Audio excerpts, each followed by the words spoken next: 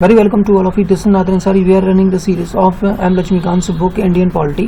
प्यारे बच्चों, first chapter चल रहा है. अगर आप लोगों ने हमारा चैनल सब्सक्राइब नहीं किया तो सब्सक्राइब कर दें और बेल आइकन भी दबा दें ताकि आपको जो यहाँ से वीडियो अपलोड हो आपको सबसे पहले मिले. तो प्यारे बच्चों, फर्स्ट चैप्टर चल रहा है हिस्टोरिकल बैकग्राउंड. आगे देखते हैं. जैसे इसमें लिखा चार्टर एक्ट ऑफ 1833 यानी कि 1833 का चार्टर एक्ट है. This act was the final step toward centralisation in British India. ये जो एक्ट था फाइनल स्टेप था, कदम था सेंट्रलाइजेशन का इन ब्रिटिश इंडिया में. The feature of this act were as follows. इस एक्ट के क्या फीचर्स थे वो दिए गए. देखिए, it made the governor general of Bengal as the governor general of India. इस एक्ट में, चार्टर एक्ट 1833 में, ये जो गवर्नर जनरल ऑफ बंगाल था, ये जो गवर्नर जनरल ऑफ बंगाल था, इसको गवर्नर जनरल ऑफ इंडिया बना दिया गया. And vested in him all civil and military powers. इसमें क्या सारे नागरिक और जो मिलिट्री पावर थे वो दे दिए गए. दस द एक्ट क्रिएटेड, इसलिए द एक्ट जो बनाया गया, क्रिएटेड किया, इसने एक्ट ने क्रिएटेड किया for the first time government of India having authority over the entire territorial area possessed bye the British in India. Lord William Bentinck was the first governor general of India. बेटा ये बात बहुत important है कि Lord William Bentinck ये पहला governor general of India था. ठीक है, तो इस एक्ट में क्या किया बेटा, जो गवर्नर जनरल ऑफ बंगाल था उसको क्या कहते हैं, गवर्नर जनरल ऑफ इंडिया में कन्वर्ट कर दिया. इट डिप्राइड, इन्होंने क्या कहते, खत्म कर दिया the governor of Bombay Madras of their legislative powers. ये जो लेजिस्लेटिव, जो कानूनी पावर था, अधिकार पावर था, इसके खत्म कर दिया, डिप्राइड, वंचित कर दिया गवर्नर ऑफ बॉम्बे का और मद्रास का. The Governor General of India was given exclusively legislative powers for the entire British India. जाहिर सी बात, अभी बताया प्यारे बच्चों हमने कि जो गवर्नर जनरल ऑफ इंडिया है इसका पूरा का पावर दे दिया गया इसको पूरे ब्रिटिश इंडिया का.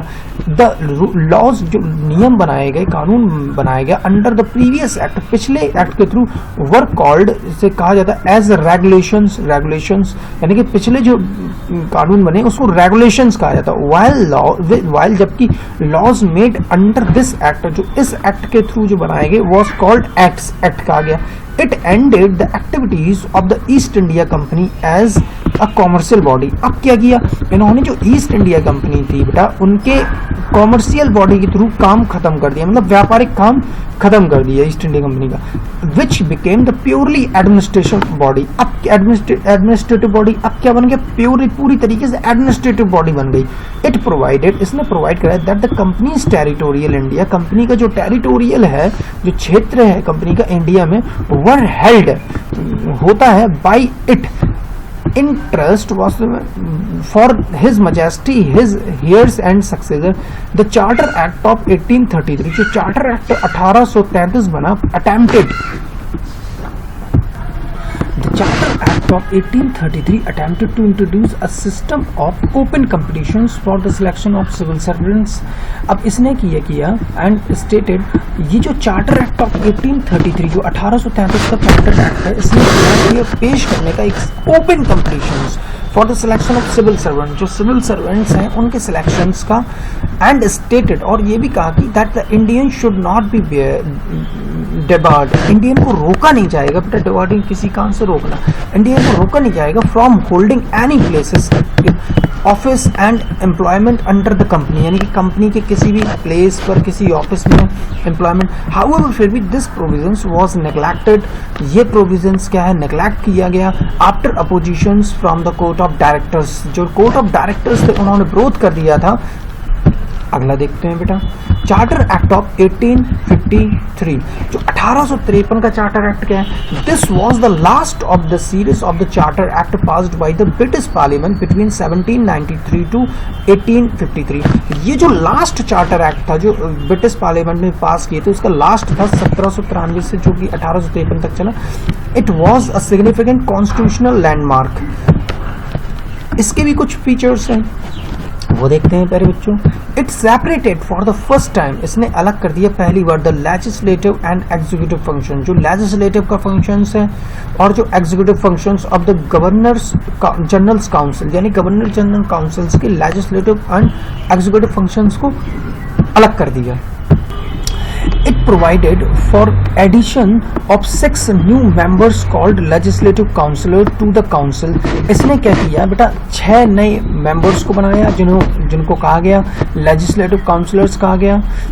In other words, दूसरे वर्ड में it established a separate general governor general legislative council. दूसरे शब्दों में ये क्या है कि भैया इन्होंने जो है दूसरे मतलब एक अलग से गवर्नर जनरल लेजिस्लेटिव काउंसिल बना दी, which came to be known as the Indian legislative council, जो कि कहा गया इंडियन लेजिस्लेटिव काउंसिल कहा गया.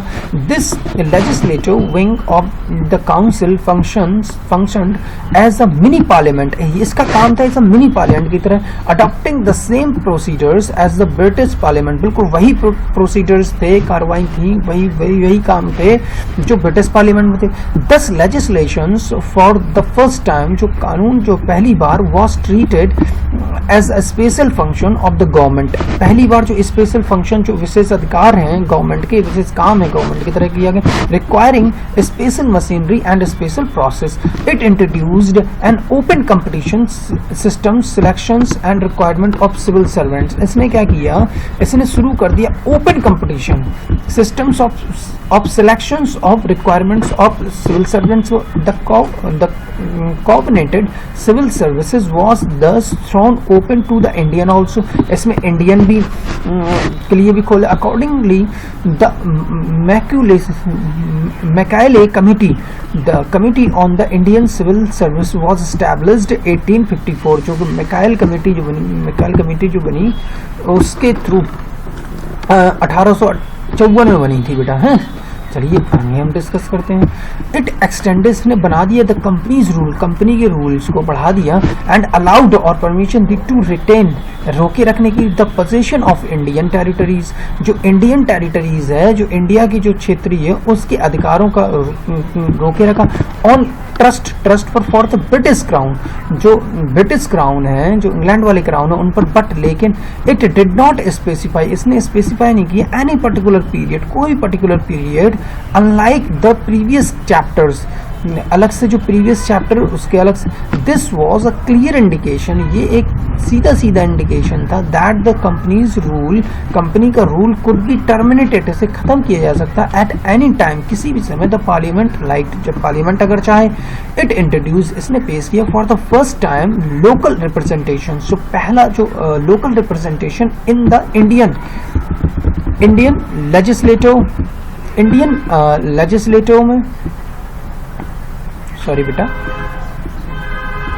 इंडियन लेजिस्लेटिव काउंसिल्स में of the 6 new legislative members, जो 6 नए legislative members of the governor generals council, जो गवर्नर जनरल काउंसिल के 6 नए लेजिस्लेटिव मेंबर्स थे. 4 मेंबर्स वर अपॉइंटेड, 4 मेंबर्स अपॉइंटेड कर दिए local provincial government of Madras, Bombay, Bengal and Agra. जो लोकल गवर्नमेंट, जो 4 जो हैं मेंबर्स बेटा, 4 मेंबर्स जो हैं वो अपॉइंट कर दिए गए थे बाय द लोकल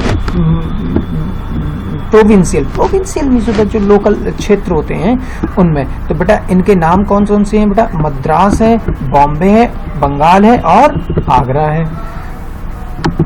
तो प्यारे बच्चों यहीं तक रहते हैं, अगले पढ़ेंगे हम लोग. आप लोग सब्सक्राइब कर दिए चैनल. चलिए ओके क्लास.